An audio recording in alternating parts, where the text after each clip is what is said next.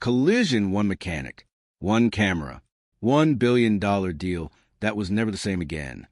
What if I told you a guy in a garage with a wrench and a camera walked into the middle of $1 billion deal and changed it forever?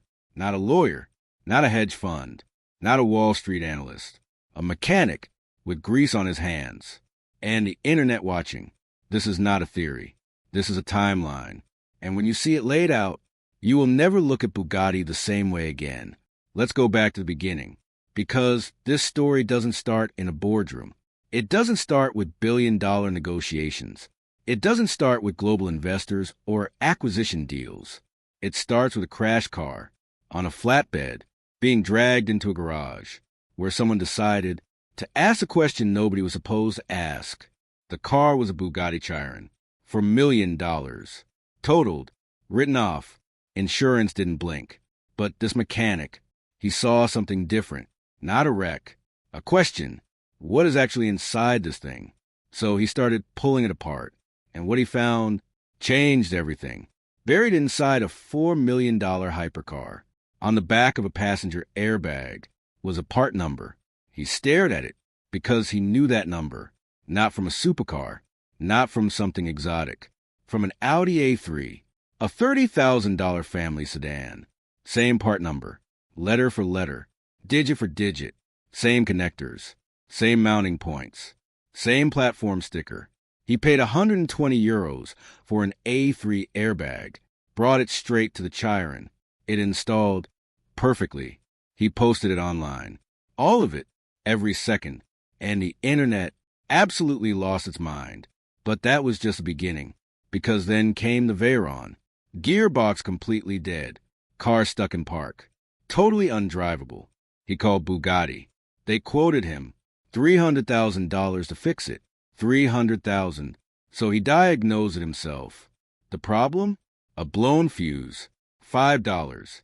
From a hardware store. He swapped it. Gearbox worked perfectly. Posted it online. And the internet lost its mind again. Then Bugatti made their biggest mistake. They blacklisted the VIN. Locked the car out of their entire global system. No parts. No support. No service. Anywhere on the planet. And he posted that too. Every ignored email, every unanswered phone call, every refusal, documented, permanent, searchable, forever.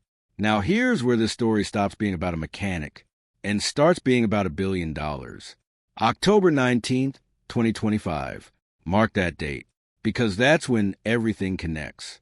On that exact date, behind closed doors, completely away from cameras, completely away from YouTube, the CEO of Bugatti Rimac was finalizing a deal, a $1.1 billion acquisition, buying Porsche's 45% stake in Bugatti. Full control, complete independence, no oversight. The deal looked done. The price was agreed. The lawyers were working. And then something changed. What was supposed to be one man's acquisition became something else entirely. A consortium stepped in. Egyptian-founded HUF Capital, Abu Dhabi's Blue 5 Capital, outside money, global investors, joining a deal that was never supposed to need them. So here's the question burning through the entire automotive world right now. What happened between October 2025 and the moment that deal closed differently than planned? What filled that gap? Because here's what we know for certain. Between October 2025 and the final deal closing, the mechanics videos exploded globally. The Audi A3 airbag story, the $5 fuse next to the $300,000 quote, the blacklisted VIN, Honda Civic radiators cooling a 16-cylinder engine, all of it going viral, simultaneously, at the exact moment Bugatti's ownership was being decided. Coincidence? Maybe, but let's look at the three possibilities, because none of them are comfortable. Possibility 1. The viral exposures damaged Bugatti's brand value, just enough to make solo financing harder. Here's how that math works. Brand perception affects valuation. Always. When millions of people discover that a $4 million car has a $120 airbag inside it, the exclusivity story weakens. And that exclusivity story is worth billions in brand premium. Weaken the story. You move the number. Move the number, you change the deal. Possibility 2. Porsche's financial collapse made everything happen faster. A 93% drop in operating profits. 93%. New CEO. One mission. Cut everything that isn't core business. Sell fast. Take the best available offer immediately. And a consortium moves faster than one buyer. Simple financial pressure. Nothing more. Possibility 3. The CEO always planned to bring in outside investors. Bigger capital. Global expansion. Long-term vision. And the mechanics' videos had absolutely nothing to do with anything. Here's the brutal honest truth. It's probably all three. Simultaneously. A perfect storm of financial collapse, brand exposure, and billion-dollar negotiations, colliding at exactly the same moment in history. But here's what nobody arguing about this can actually dispute. The timing is real. The exposure is real. The financial pressure is real. And brand perception absolutely affects valuation. That is not an opinion. That is how markets work. Every single time. When a $4 million car's exclusivity story gets dismantled by a $120 part in front of millions of viewers, including the exact people who purchase $4 million cars, something moves. Not loudly, not visibly, but somewhere deep inside a valuation spreadsheet, inside a risk assessment document, inside a due diligence report, a number changes. And that number may have changed this deal. Now here's what the people dismissing the mechanics' impact simply cannot explain. If the deal was already done in October 2025, if the price was agreed, if the lawyers were already working, why did a solo acquisition become a consortium deal? What exactly happened in that gap? Nobody has a clean answer. And that gap is where the truth is hiding. Because here's what this mechanic actually proved. Not just about Bugatti, about power, about who actually controls a narrative in the modern world. A guy in a garage. No billion-dollar backing. No legal team. No corporate structure. Just a camera, a crash car, and the refusal to accept. No. Reached the people making billion-dollar decisions. Shifted the conversation at the highest levels of global business. Made one of the most powerful luxury brands on the planet. Answer questions they had never been asked before. In public, on camera, for the entire world to watch. That's not small. That's a complete restructuring of power. And it happened in a garage in Miami. And here's what makes this story impossible to close. Bugatti is now independent, backed by money from Egypt and Abu Dhabi. The CEO has control, but not the solo ownership he originally negotiated. The EU right to repair law drops July 31st. Independent mechanics across Europe gain legal access to parts Bugatti spent years refusing to sell. And the mechanic is still rebuilding, still filming, still posting, still asking questions nobody wants answered. So here is your question, and I want your honest answer right now. Do you believe one mechanic with a camera actually moved a billion-dollar acquisition deal? Or is this the most extraordinary coincidence in the history of the automotive industry? Because here's what I know.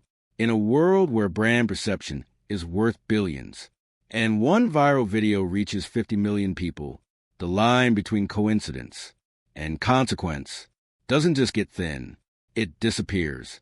Drop your answer below. Tell me exactly where you stand, because this debate is far from settled. But here's what nobody is telling you. This story just got bigger, dramatically bigger, because while everyone is arguing whether one mechanic moved one deal, something else is already happening. Something that makes a billion-dollar acquisition look like the opening act. Bugatti right now is sitting in the most dangerous position in the brand's entire history. No Porsche protection. New investors who've never built a car in their lives. A CEO with influence, but not complete authority. An exclusivity story that got dismantled on YouTube by a guy in a garage with a $120 airbag that is not solid ground, that is quicksand, and the more they struggle, the deeper they sink. Here's what Americans need to understand about this moment, because this isn't just a European car story. This isn't just a YouTube drama. This is about something every single person watching right now understands in their bones. What happens when a brand charges you a premium for a promise they never actually kept? What happens when the story collapses and the price tag stays the same? What happens when the little guy with nothing but a camera and a question walks into a room full of billion-dollar decisions and refuses to leave quietly? That's not a car story. That's an American story. And right now, that story is sitting on a knife's edge. Because here's the reality nobody is comfortable saying out loud. New investors mean new expectations. HUF Capital didn't wire $1 billion because they love the sound of a W16 engine. They wired $1 billion because they expect returns. And returns require customers. And customers are watching YouTube. The same YouTube where millions of Americans just learned that the most exclusive car on the planet shares parts with a family sedan. That's not a rumor anymore. That's documented, permanent, sitting at the top of every search result, every single time someone types Bugatti into Google. No press release fixes that. No limited edition model fixes that. No exclusive Monaco unveiling changes what people already know. But here's the twist, the one nobody saw coming. What if that's actually Bugatti's only path forward? Not fighting the transparency, not building higher walls, not hiring more lawyers, but owning it completely, acknowledging the part sharing, reframing the value, saying openly, yes, some components come from the Volkswagen Group, and here's exactly what we do with them. Here's the engineering that transforms them. Here's the performance no other manufacturer on earth can match. Here's why $4 million still makes sense. Because here's what Mechanic actually proved beyond every viral moment, beyond every exposed part number, beyond every $5 fuse. He drove that car after it was literally cut in half, after Honda Civic radiators, after a hand-welded bracket in a Miami body shop, after 14 months of impossible. And it didn't just run.